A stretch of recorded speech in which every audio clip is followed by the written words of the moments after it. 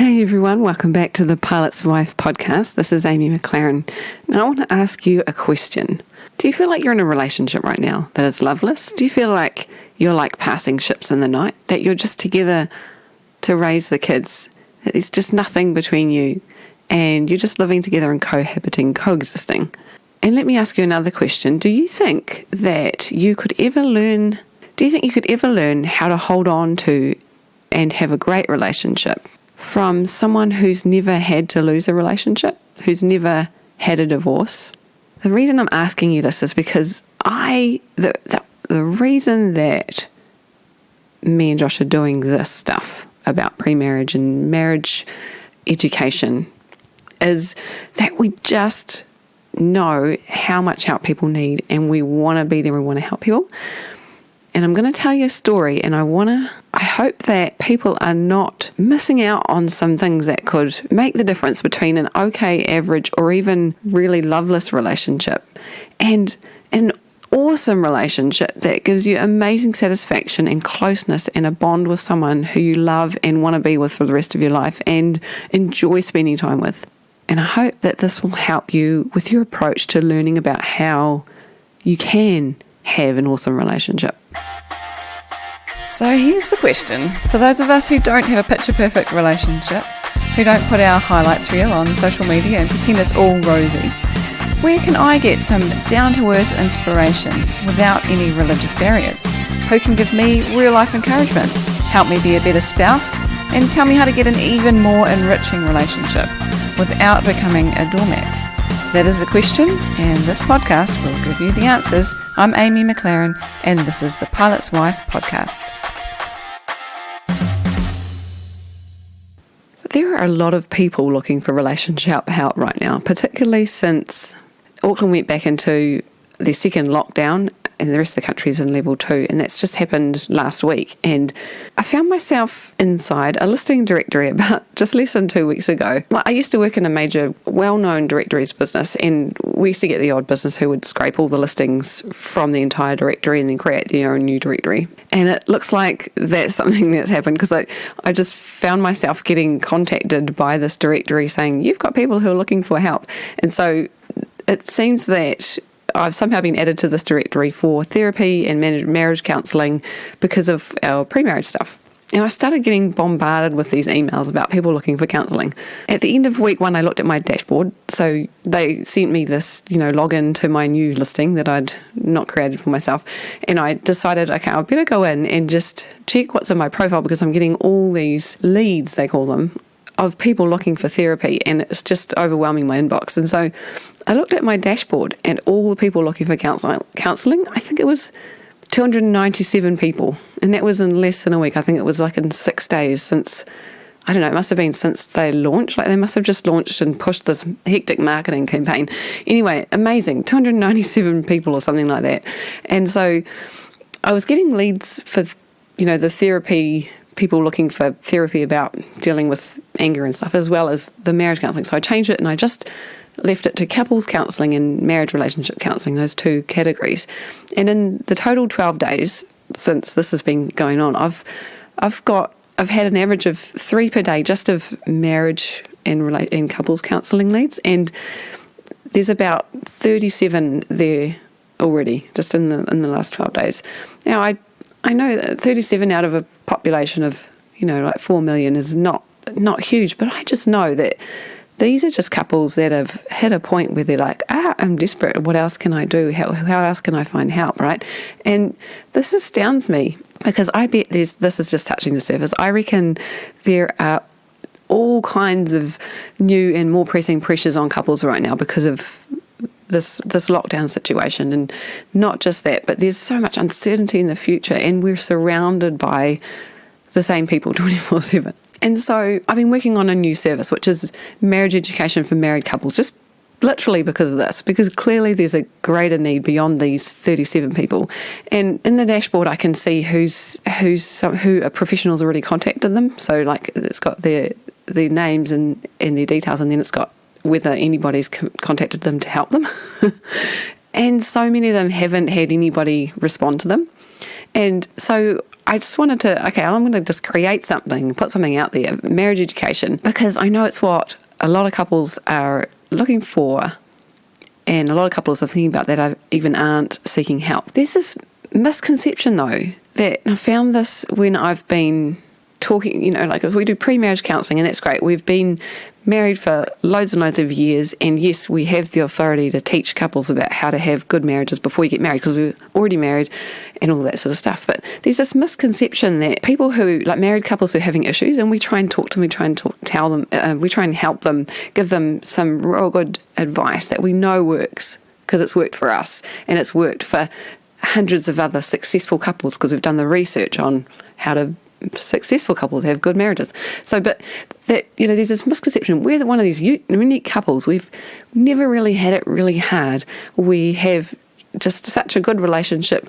You don't see it very often, but we're lucky we found each other.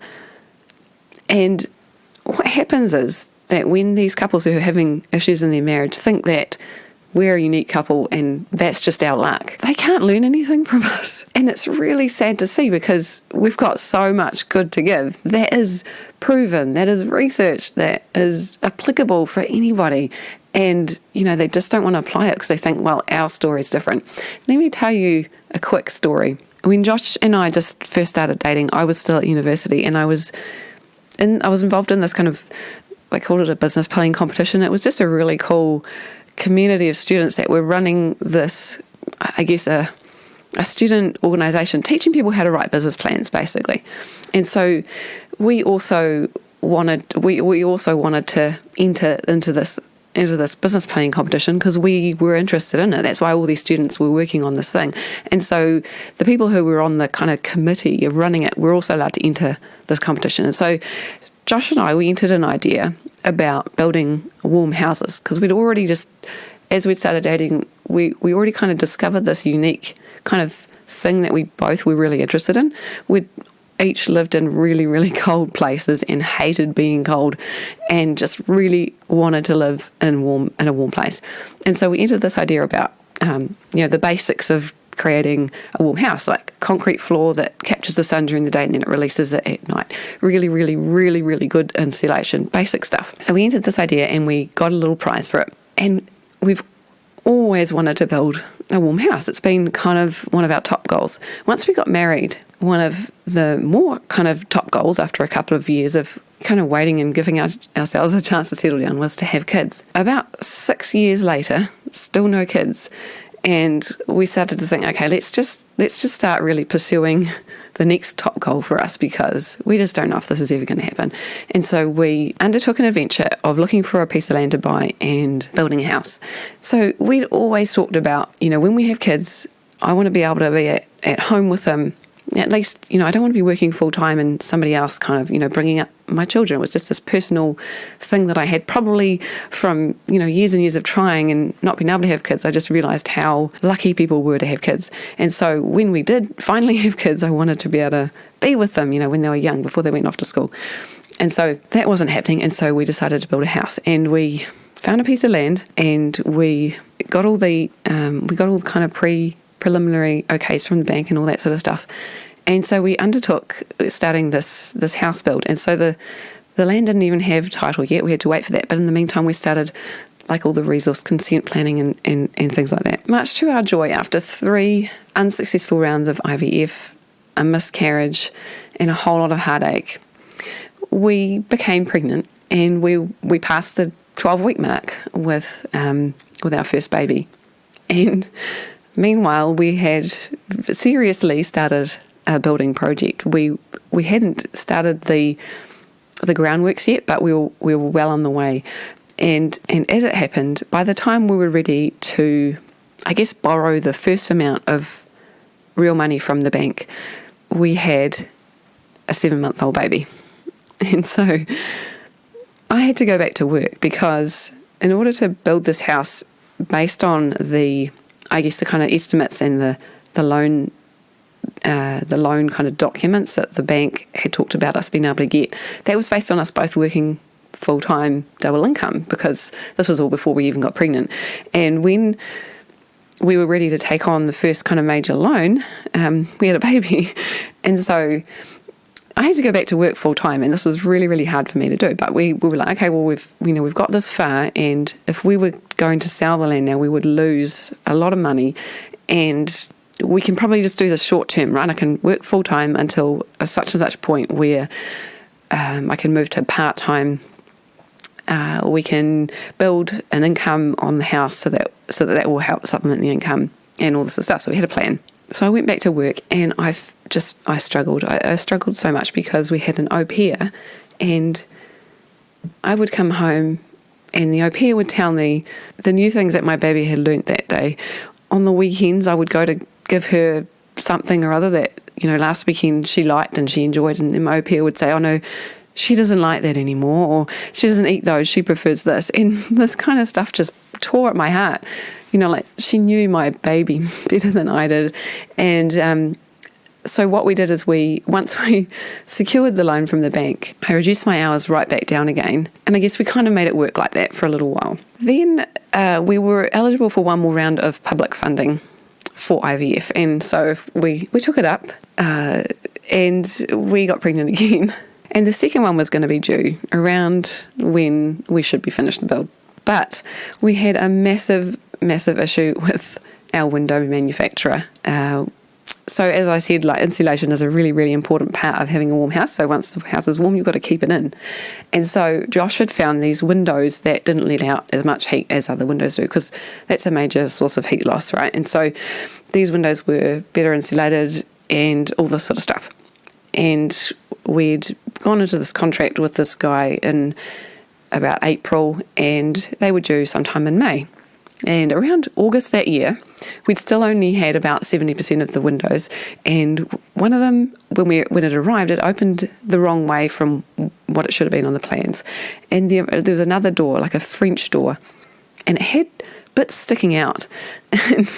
So some of them had already been installed, and so so we started to look at all the rest of the windows that had been delivered, and we just saw all these problems with the kind of the diagonal, the joints, they're called miter joints, and lots of other we had colonial bars, which means sort of bars on the outside of the windows that, well, not even on the outside of the windows, but bars that kind of look that kind of give it like a little Mediterranean look, sort of little squares inside the windows.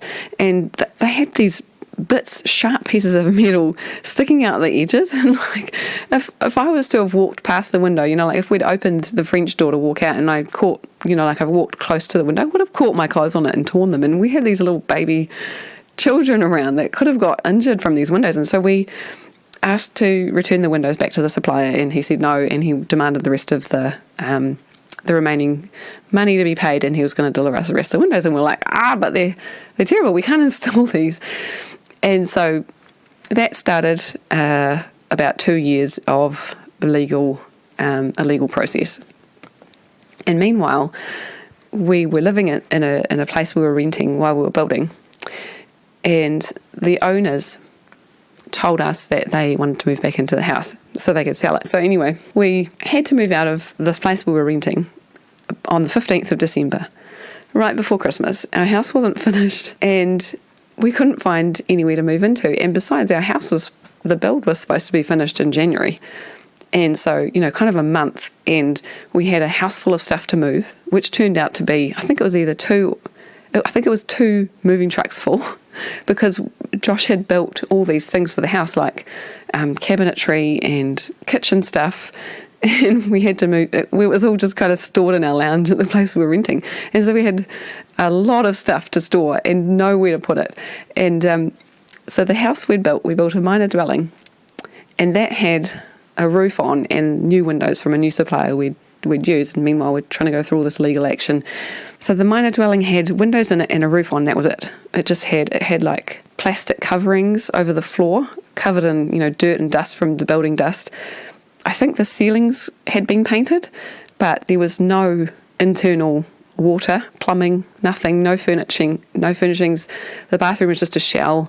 The kitchen was just a shell. The whole house was just a shell, except that it had walls between the bedrooms. So we had a bedroom for me and Josh, and a bedroom for our kind of 2-year-old, and then our 6-month-old. We put in a cot in the bathroom room, and the walls weren't even They were just the raw walls. They weren't finished, so they and so we moved into the minor dwelling, and it had a carport, and so we just kind of built this temporary wall and built in the carport and just stored all our stuff. Like, we stacked it so completely, like a Tetris game, and managed to fit it all in. And I guess all the cabinetry and stuff and the kitchen stuff we were able to put in the main house. Now, Josh was a pilot at that time, and so he would go away on a trip and he'd come back home sort of like midnight or 1 or 2 in the morning, and then he'd be up early in the morning. He'd go across, to the main house, and he'd be working all day until midnight again, trying to get this house finished so that we could move in to a finished house that had plumbing. And so we had a portaloo, and we had a temporary kitchen sink with a kind of temporary tap. And if I needed to do a wash, we had to unplug the sink and then plumb in the washing machine and just kind of drag it over and pull the washing machine close to the sink and do a wash and then pull it back. The fridge was in a spare room that we had to go out of the kitchen, get the stuff out of the fridge. We were doing cooking on like a electric fry pan on top of like those wooden sawhorses, all this sort of stuff. We had no shower, and we had a 6-month-old and a 2-year-old trying to cause havoc because we were on a building site, and they just wanted to be with Daddy all day, and they just wanted to hang out with the builders and see what they're doing, and they've got all these dangerous tools, and it was crazy. And what was worse was that our 6-month-old was not sleeping. The first 2 years of her life, she was not a good sleeper. So Josh would get home at kind of midnight, and I'd just spent an hour and a half trying to get her to sleep and trying to stop her from waking up, the 2-year-old, in the process. And so, I'd get to bed, and then he'd come home, and then he'd make the slightest noise, and she would wake up and just start crying for an hour and a half or 2 hours. And poor Josh, he's so tired. He has to get up in the morning to do more work. He's been flying, late in the night, and he can't sleep because this baby's crying, and I can't get her to stop crying. And we had some stressful times. And do you think that during this time that we were like, oh dear, I'm so sorry, Josh, would you like a hand with blah blah blah? We were not very nice to each other sometimes, and we were not very nice to the kids sometimes, and we were living like zombies. We were like zombies. No sleep, total stress. Had to go outside to the portaloo to go to the toilet. We did finally get Josh was working his butt off to get a shower installed after, I think, 2 weeks, or was it 1 week? We had a toilet after 2 weeks, but so the toilet was in one part of the house, the shower was in the complete opposite end of the house, and then the sink was in the kitchen. So, and of course, to go through the house to use the toilet, you had to have your gumboots on, and there was dirt and dust everywhere, and there was no door in front of the toilet. And so if the neighbours or the builders were around, you had to tell them we're going to the toilet and ask them not to come in, and we had a piece of cardboard across the doorway. And so anyway, so this was tough. This was a tough time, and we did not always treat each other nicely, and we did not always do well in our relationship, and we did not always do things perfectly. And the moral of the story is, even though through this time we didn't get a divorce, the only difference between us and any other couple that might be having problems and then gets worse, becomes a loveless relationship, spirals down into separation or divorce, is the education and the knowledge that we not only had but applied about how to have a good relationship. That's the moral of the story. The only difference was that we applied the knowledge we had, and we didn't always do it perfectly, and we often didn't apply the knowledge, but in the end, we applied it in order to have a good relationship. That legal process took 2 years, and every time Josh had to deal with like the responses from the guy who was selling the windows, he was a nasty guy, and he was always blaming everything on us, and it was all our fault that the windows had problems because we should have told him this and that. And it was almost like we were supposed to know more about building the windows than he did. And it was our fault that we didn't tell him stuff. It was our fault that the door came opening the wrong way. I can't even remember how he justified that one, even though it was on the plans. And so every time that Josh had to deal with these legal documents, he was just really upset and really grumpy. And then every time the kids needed him for something, he was like, just leave me alone, because he was dealing with this guy who was really mean. It was a horrible conflict. He had to come on site one time to look at the windows, and his team just came around and started looking in all the windows of our house, and like kind of was awful. And so these kinds of things were stressful stuff that made us angry and awful. But we applied the education and the knowledge we knew about how to have a good relationship. We put that on the top, and we just repaired things and we fixed things, and we never gave up on applying it, even no matter how hard it got. And by the way, the page I set up as a result of having all these leads and seeing all these people that are needing help is basically just on the No Myth website, www.nomythmarriages.com, and then /married, MARRIED.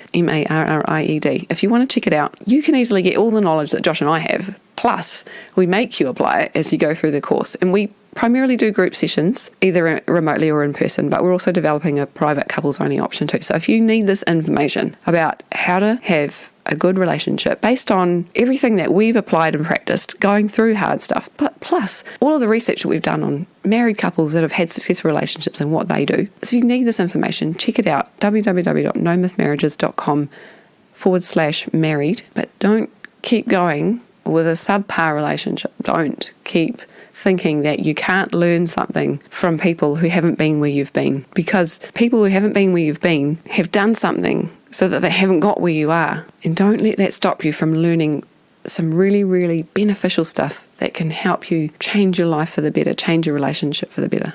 So I hope that's helped. I hope you have an awesome week. Thank you so much for listening. I really appreciate you all.